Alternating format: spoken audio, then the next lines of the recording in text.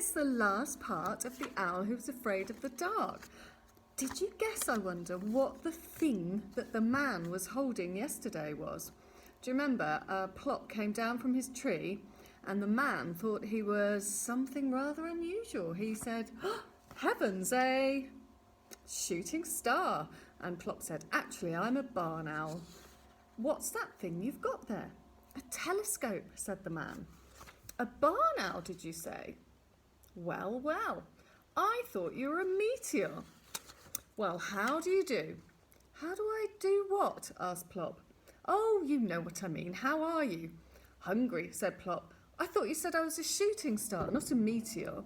A meteor is a shooting star. Oh, said Plop. What is the television for? Telescope. For looking at things like stars and planets. Oh, can I have a look, please? Of course, said the man, but it's not a very good night for it, I'm afraid. Too cloudy. I don't like the dark very much, said Plop. Really, said the man. How very odd. You must miss such a lot. Dark is wonderful. Tell me, said Plop, please. I'll do better than that. I'll show you, the man said. Come and put your eye. No, this end. Plop had jumped on, scuttled along the telescope, and was now peering backwards between his feet into the wrong end. I can't see anything, he said. You surprise me, said the man. Try this end. Plop wobbled back along the telescope, and the man supported him on his wrist so that his eye level was level with the eyepiece. Now can you see anything? Oh, yes, said Plop. It makes everything come nearer, doesn't it? I can see a bright, bright star. That must be very near. Yes, well, just 54 million miles away, that's all. Million, gasped Plop. Yes, that's Sirius, the dog star. You're quite right, it is one of the nearest. Obviously, millions and millions were nothing to the man with a telescope. Why is it called the dog star? Asked Plop. Because it belongs to Orion, the great hunter. Look, there he is. Can you see those 3 stars close together? Plop drew his head back from the telescope and blinked. Can I change eyes, he said. This one's getting very tired. Yes, of course. Now, see if you can find the great hunter. He has 3 stars close together, did you say? Yes, that's his belt. And some fainter stars behind him. Yes, that's his sword. I've got him, shouted Plop. I've got Orion the Great Hunter. Oh, I never knew that stars had names. Show me some more. Well, we'll see if we can find the pole star, shall we? Hang on, I have to swing the telescope round for that. Plop had a ride on the telescope, and then the man showed him how to find the pole, the plough, and then the 2 stars pointing straight up to the pole star. That's a bright one too, isn't it? Said Plop. Yes, there, now you can find that. You need never get lost because that star is directly over the North Pole, so you'll always know where north is. Is that important? Asked Plop. Very important, said the man. Heavens, what was that? An eerie, long, drawn-out shriek had torn the peace of the night. Oh dear, I expect that's my daddy, said Plop. They looked up. A ghostly whitish form circled above them. Yes, it is. I better let him know I'm here. Eek! Oh, said the man, you should warn people when you're going to do that. You know, I've often wondered what that noise was. Now I shall know it's only you or your father. Or my mother, said Plop. I really must go. Thank you very, very much for teaching me all about the stars. He hopped onto the telescope and bowed his funny little bow. Goodbye. Goodbye, Master Barn Owl. Good stargazing. Plop flew up to join his father, and together they landed on the landing branch. Well, said Plop's mother, the man with the telescope says that dark is wonderful. And he called me Master Barn Owl, and what do you think, Plop? I know what I think, said Mr. Barn Owl, not giving Plop a chance to reply. I think Master Barn Owl has got a bit of a cheek to send his poor parents on an absolutely urgent search for food and then not bother to be in when they get back. I thought you were supposed to be starving. I am starving, said Plop, but did you know that the dog star is 54 million miles away? Do you want your dinner or don't you? Said Mr. Barn Owl. Oh yes, said Plop, and he gobbled down what his father had brought. He gobbled down what his mother had brought, and not only did he not ask what it was that he'd just eaten, but he didn't even say, what's next? What he said was, Daddy, Do you know how to find the pole star? Shall I show you? By all means, said Mr. Barn Owl, giving his wife a slow wink. Anything that can take your mind off your tummy like this must be worth seeing. Plop wouldn't rest, and neither could Mr. and Mrs. Barn Owl, until he'd made quite sure that they could recognise all the stars which the man with the telescope had shown him. He was still at it about 4 o'clock in the morning. Now, are you quite sure you understand about the pole star? He said to his mother, who seemed to be being a bit dense about it. I think so, dear, yawned Mrs. Barn Owl. You find the thing that looks like a plough, but is actually a big bear, or is it a small bear? And the pole star is near the North Star. The pole star is the North Star, Plop said impatiently, and the 2 stars at the front of the plough point to it. I don't think you're really trying. You haven't been listening. Oh, we have, said Mr. Barn Owl. We've been listening for hours and hours and hours. I think perhaps Mummy's just a little bit tired. But you must know how to find the North Pole, said Plop, or you might get lost. I never get lost, said his father indignantly, and neither does your mother. Now be a good chap and go into the nest hole and see if I can find you something nice for supper.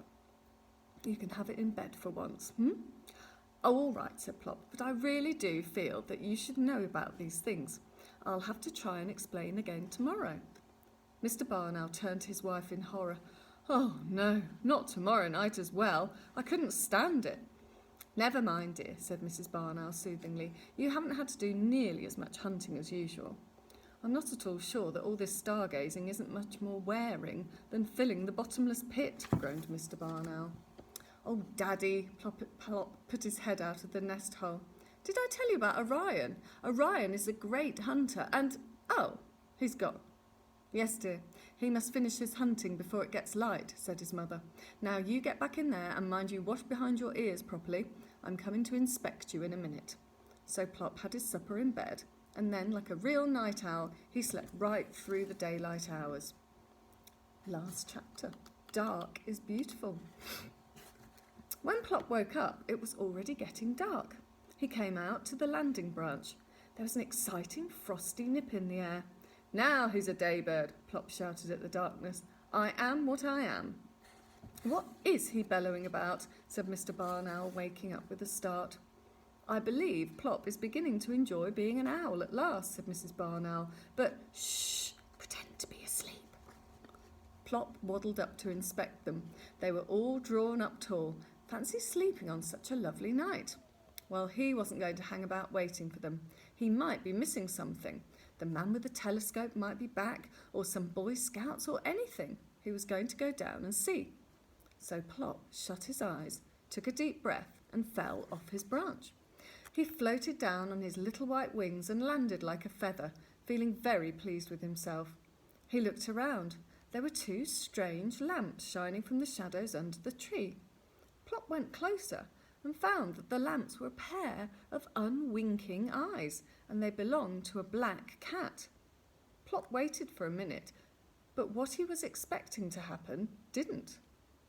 Aren't you going to say anything? He said at last. All the others did. What should I say? Drawled the cat. Well, what did you think I was? Said Plop. I've been mistaken for a Catherine wheel and a thunderbolt and a woolly ball and a darling and a shooting star and even a roly-poly pudding. Don't I remind you of anything? Like a baby owl to me, said the cat, and then seeing Plop's disappointed face, he added, but I did wonder for a moment whether it was starting to snow. You thought I was a snowflake, said Plop, brightening. Yes, but when you landed, I saw that you looked more like a fat little snowman, said the cat, and then I knew you were a baby owl. Ah, but do you know what kind of owl I am? Said Plop. No, admitted the cat, I can't say I do. I'm a barn owl, Plop said. Really, said the cat. Well, I'm a house cat, I suppose.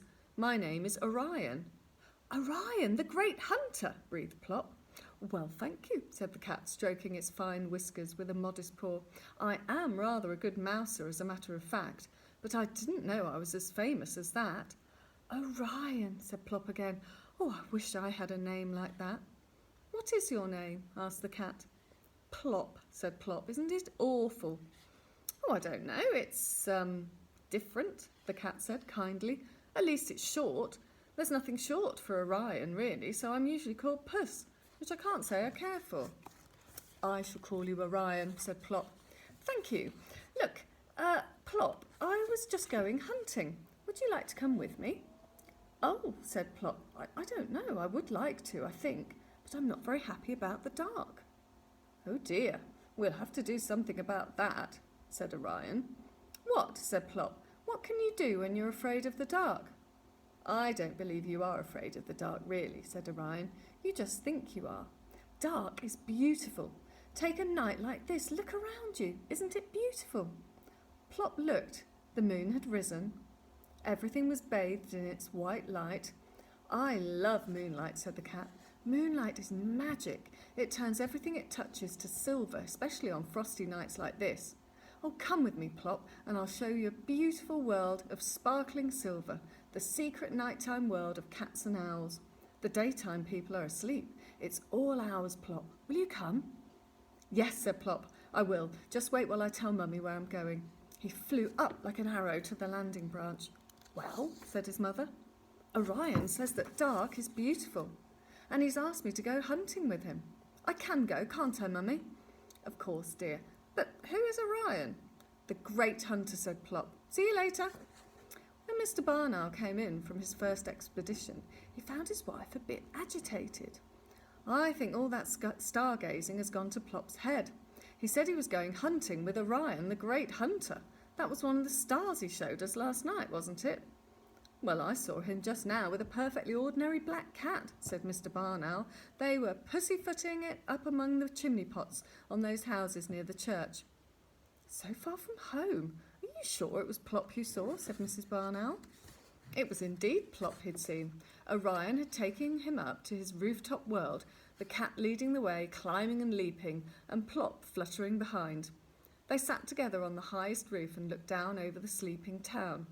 A black velvet cat and a little white powder puff of owl. Well, said the cat, it is. Oh, I haven't the words for it, breathed Plop.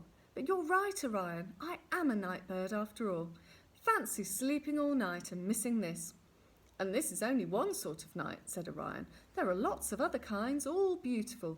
There are hot, scented summer nights and cold, windy nights when the scuffling clouds make ragged shadows across the ground, and breathless, thundery nights which are suddenly slashed with jagged white lightning, and fresh spring nights when even the daybirds can't bear to sleep, and muffled winter nights when snow blankets the ground and ice houses the trees. And on all the nights I've seen, and you'll see Plop as a night bird. Yes, said Plop, this is my world, Orion. I must go home. What, already? We haven't done any hunting yet, and I've lots more to show you. A glass lake with the moon floating in it, and I must go, Orion. I want to surprise them. Thank you for showing me that I'm a night bird. He bobbed his funny little bow, and the black cat solemnly bowed back. Goodbye, Plop, he said, and many, many good nights. Plop took off, circled once, gave a final eek of farewell, and then flew straight and sure back to his tree. Well, said Plop. Well, said his mother. Plop took a deep breath. The small boy said dark is exciting. The old lady said dark is kind. The Boy Scout said dark is fun. The little girl said dark is necessary. The Father Christmas lady said dark is fascinating. The man with his telescope said dark is wonderful, and Orion the black cat says dark is beautiful. And what do you think, Plop? Plop looked up at his mother with twinkling eyes. I think dark is super, but shh, Daddy's coming, don't say anything. Mr. Barn Owl came in with a great flapping of wings. He dropped something at Plop's feet. Plop swallowed it in one gulp. That was nice, he said. What was it? A vole. I like voles, said Plop. What's next? Why don't you come with me and find out, said Mr. Barn Owl. Yes, please, said Plop. Mr. Barn Owl blinked. What did you say? I said, yes, please, Plop said. I would like to come hunting with you. Thought you were afraid of the dark. Me? Said Plop. Afraid of the dark? That was a long time ago. Well, said his father, what are we waiting for? A hunting we will go. Hey, wait for me, said Plop's mother. I'm coming too. So they took off together in the moonlight, Mr. and Mrs. Barn Owl on each side and Plop in the middle. Plop, the night bird. Oh, what a lovely end to the story. I'm glad Plop realised that he was a night bird. Some of the star constellations that were mentioned, one of them was called Orion. I wonder if you could look that up, and maybe one day when you're looking out in the sky at night, you could see Orion with his belt and his sword and his shoulders that are all made of stars. I have another nice book for you next week. I hope you've enjoyed this one.